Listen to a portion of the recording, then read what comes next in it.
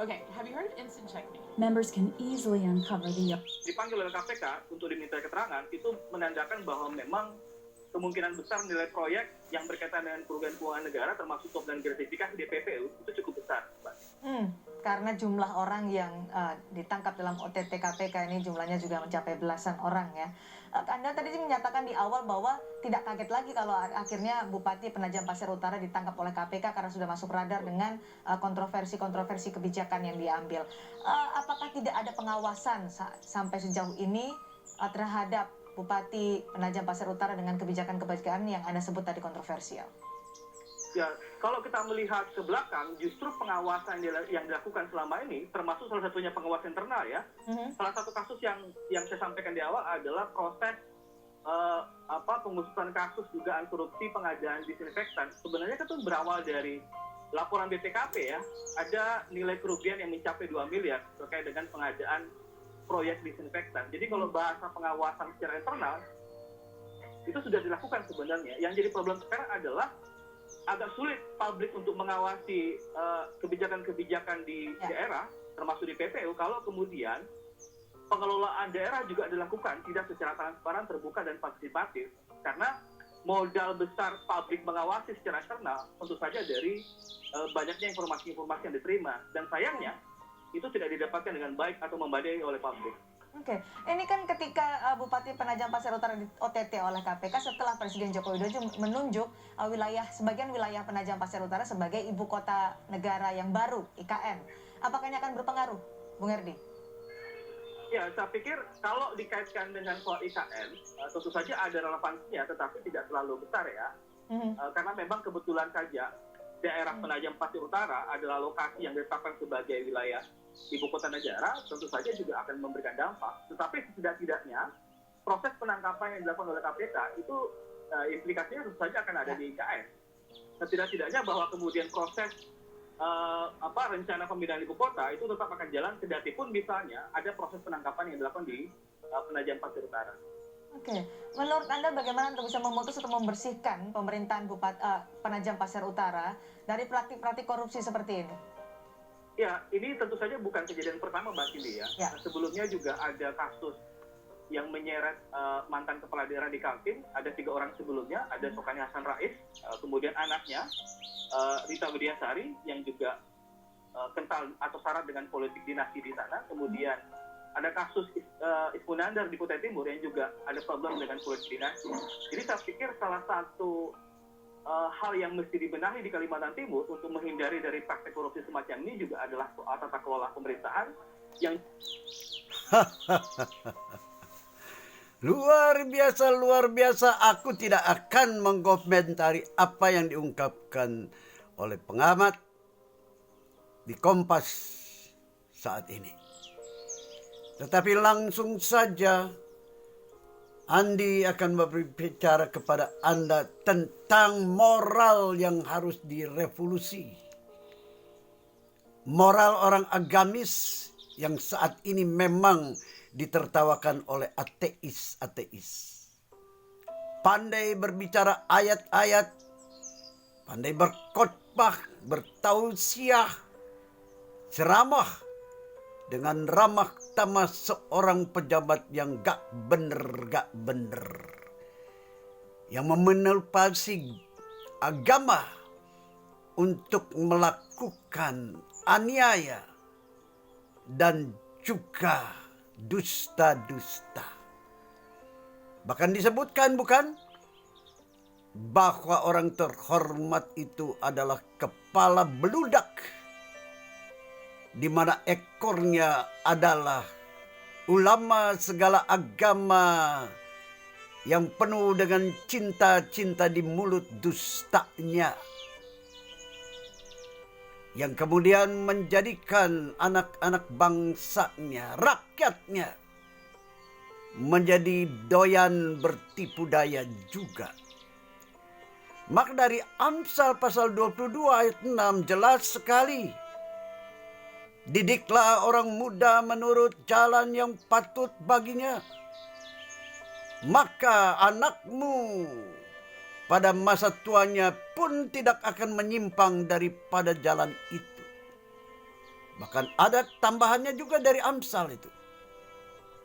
Anak yang Anda dan Andi didik tidak akan menjadi ulama segala agama yang mempunyai mental bok-brok seorang agamis. Yang senang beraksesori agama, menyanyikan lagu-lagu agama. Tetapi begitu dipercaya untuk menyelamatkan bangsa Nusantara, mereka menjadi serigala-serigala berbulu ulama segala agama. Semuanya terkena seperti terkena virus Omikron yang saat ini juga harus mengkarantina. Yang lucunya ada karantina yang bebas biaya, tetapi ada karantina yang harus membayar di hotel-hotel berbintang 7, 8, 9, 10. Dari situ aku berteriak kepada Bang Luhut supaya aku yang menjadi pendeta yang memang disebut oleh pendeta dari Kebayoran itu pendeta kere.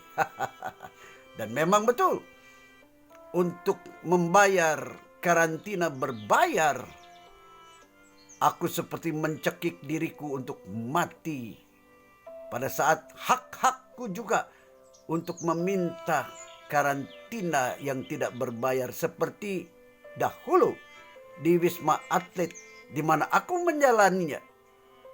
Aku memang ingin menjadi teladan contoh bagi para ulama segala agama, bagi pejabat yang setelah jalan-jalan ke luar negeri, pulangnya bebas, boleh mengkarantina diri di rumahnya untuk memang melakukan cinta-cinta di tempat tidurnya.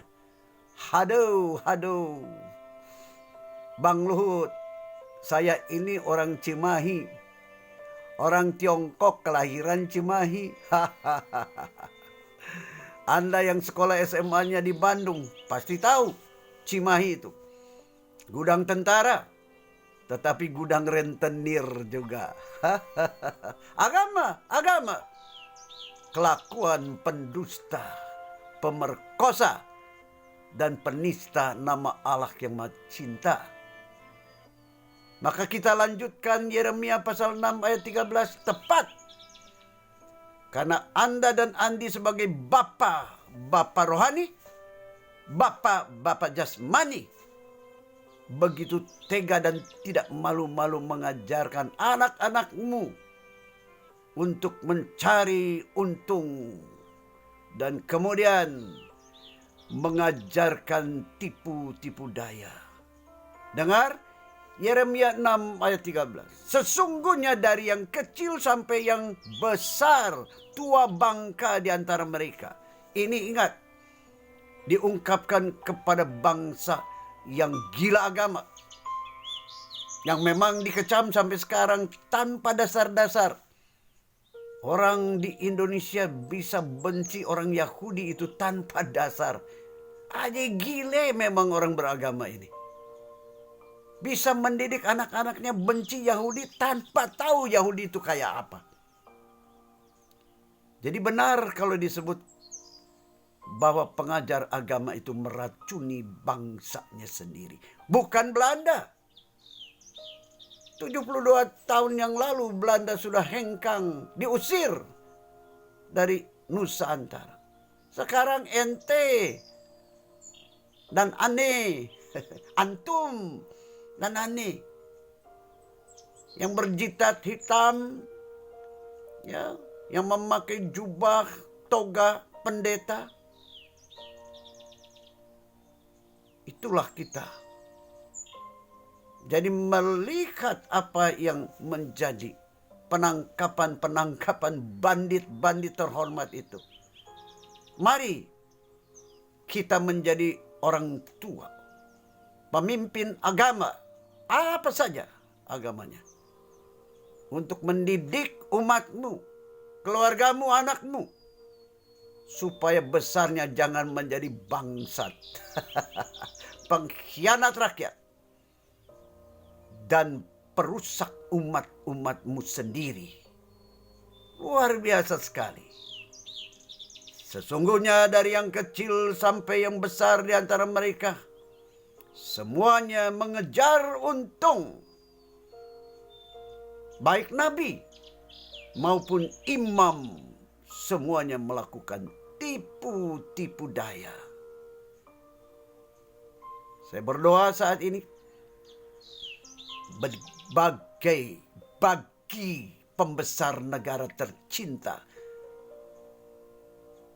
yang dengan congkakah mengatakan, kami orang beragama yang menyembah alam maha kuasa yang maha cinta,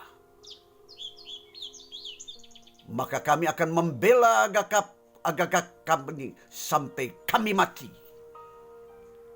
Tetapi orang ateis melihat, kok bisa ya pejabat beragama, pemimpin umat beragama melakukan tipu-tipu daya yang diajarkan kepada anak-anak mudanya. Maka tidak heran yang menjadi pejabat pemimpin umat yang muda-muda itu lebih buas dari buas-buas yang lain. Yang pandai melucu dalam agama. Yang pandai menghasut umatnya. Menjadi buas-buas. Yang pada akhirnya membuat Nusa Antarakah menjadi tempat maling-maling yang tidak malu mengaku orang beragama yang mencintai Tuhan yang Maha Kuasa Maha Esa, yang Maha Cinta, ketika mereka berdusta tentang keadilan, cinta sesama. Padahal yang terjadi adalah sentimen sara yang sangat menista Allah Esa yang Maha Cinta. Bahkan di seluruh Nusa Antara, di mana si Andi dilahirkan di Cimahi, yang 3 periode pemimpin bangsanya itu melakukan korup habis-habisan, beraksesori agama, tetapi kelakuannya keji, bagaikan orang-orang pemerkosa sesama manusia. Tuhan, ampunilah bangsaku. Ampunilah kami. Dan juga mesti dilakukan dengan Pada kontrak saat sistem ya. kami melakukan kejahatan dengan berpayungkan payung sandiwara agama apa saja.